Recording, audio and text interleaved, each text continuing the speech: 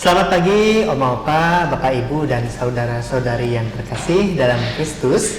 Jumpa lagi bersama saya Romanus dan rekan saya Julio.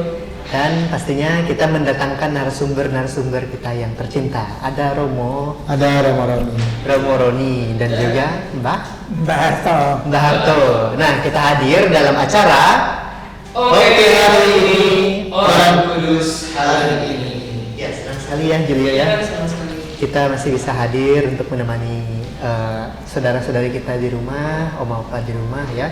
Pembahasan yang berbeda. Dengan pembahasan yang berbeda pastinya. Setiap kita hadir, kita akan menghadirkan sesuatu yang baru, Julio ya.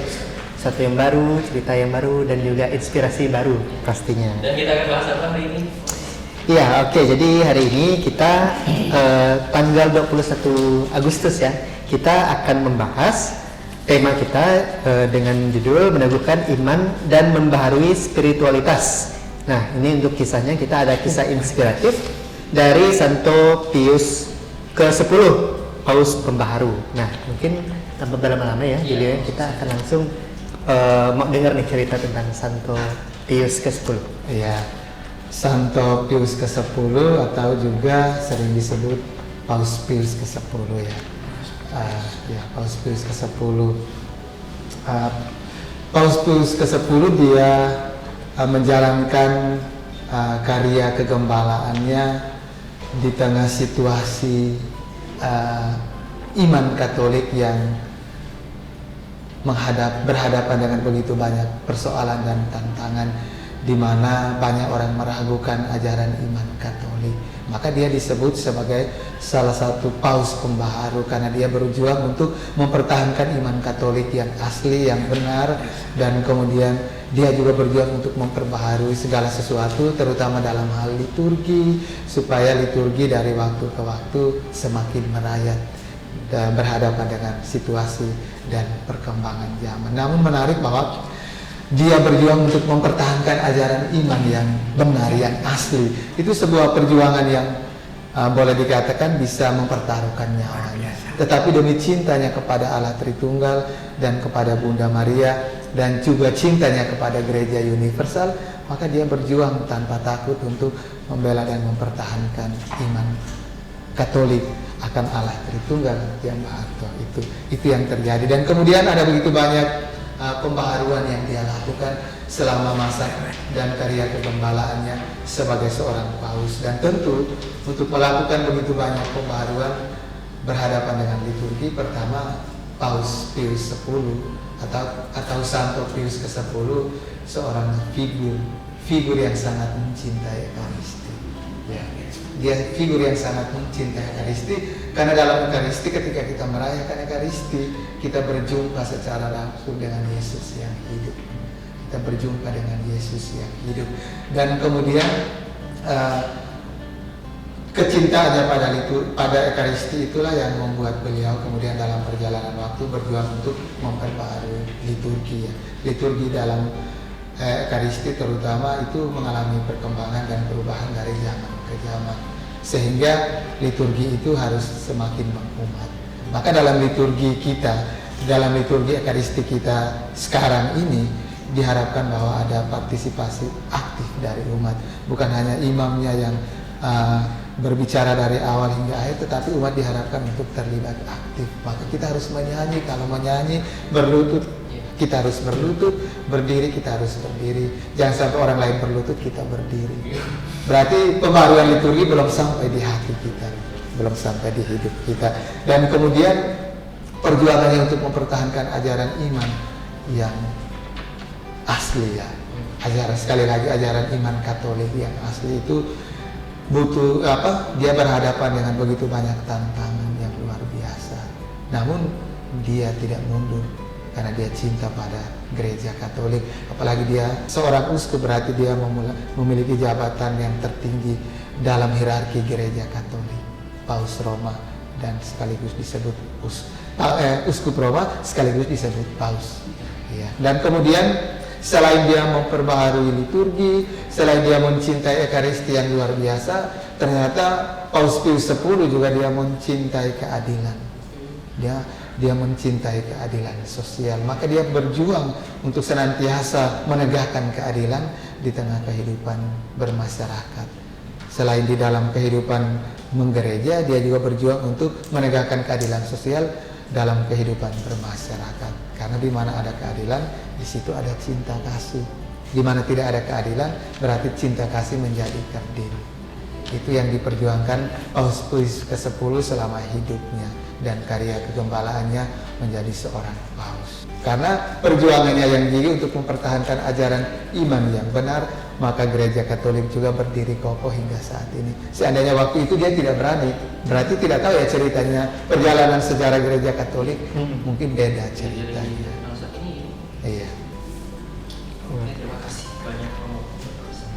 Mungkin kita ke Mbak Harto ya. Iya, kita ke Mbah Harto dulu. Nah, kita mau tanya nih Mbah. Pertanyaan pertama ya. Menurut Mbah, iman itu apa? Iman. Ya, temanya hari ini iman dan spiritualitas ya. Nah, saya mengambil dari Ibrani bab 11 itu nomor 1 penting. Iman adalah dasar dan segala sesuatu yang kita harapkan dan bukti dari segala sesuatu yang tidak kita lihat.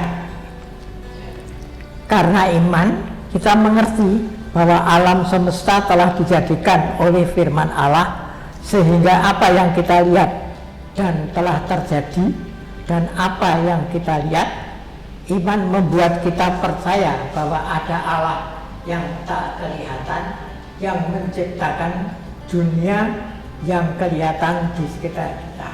Jadi itu merupakan anugerah. Jadi kita bisa percaya itu kenapa? Karena itu anugerah dari Tuhan. Anugerah. Itulah iman menurut surat Ibrani. 11 itu. Nah, terkait tema kita juga ya Mbah ya, tadi Ya. Mbah juga udah katakan selain iman kita juga tema kita tentang spiritualitas. Nah, ciri-ciri orang yang berspiritualitas itu seperti apa sih Mbah? Spiritualitas itu kan setiap agama mempunyai spiritualitas. Nah sekarang karena kita orang Katolik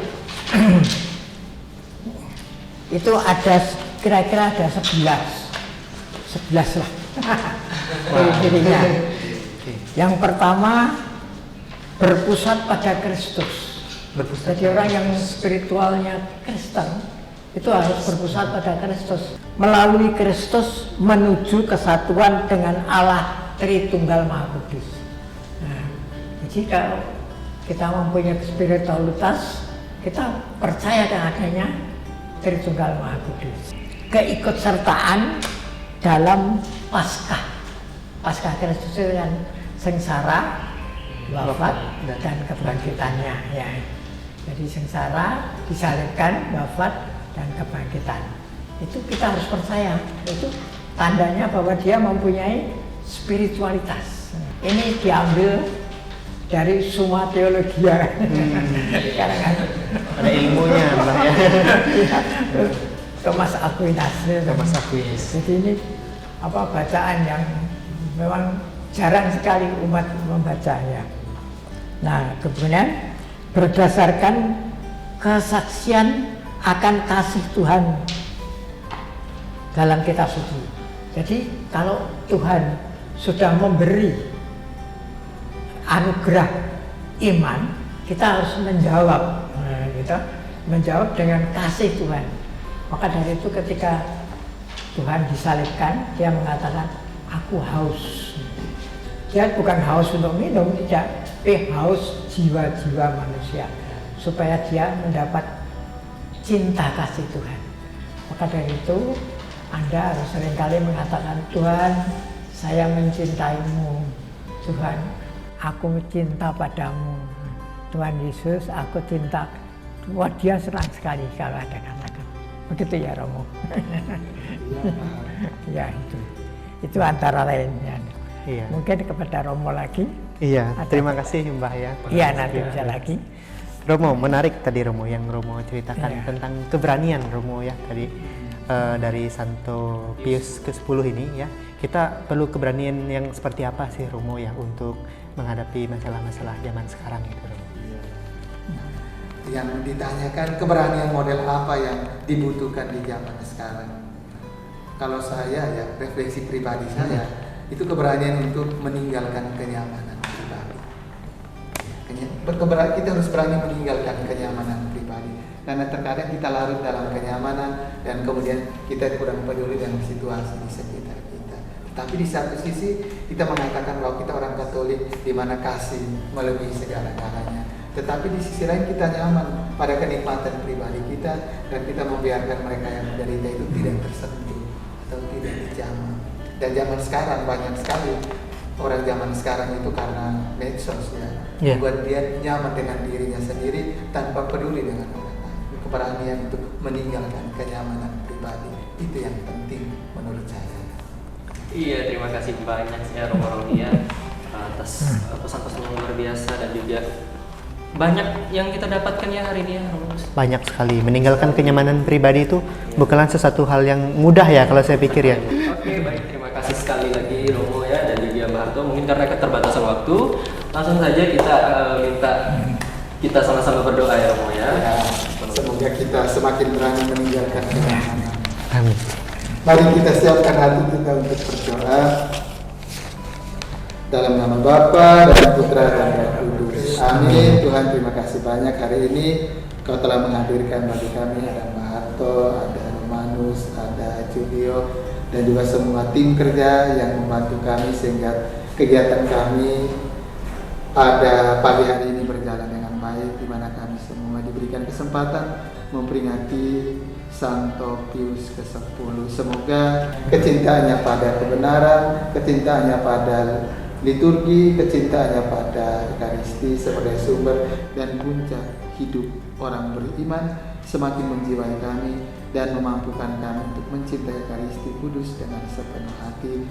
Berkati juga Opa Oma, Bapak Ibu, semua saudara-saudari kami yang menyaksikan tayangan ini. Semoga semakin mendewasakan iman mereka dan memampukan mereka semua untuk tetap mewartakan Kristus dalam situasi dan keadaan apapun. Semua doa dan harapan ini kami sampaikan kepadamu dengan pengantaran Kristus Tuhan kami. Amin. Tuhan bersamamu Dan bersama kita semua yang hadir di studio ini maupun mereka semua yang menyaksikan tayangan ini diberkati oleh Allah yang Maha Kuasa, Bapa, Putra, dan Roh Kudus. Amin.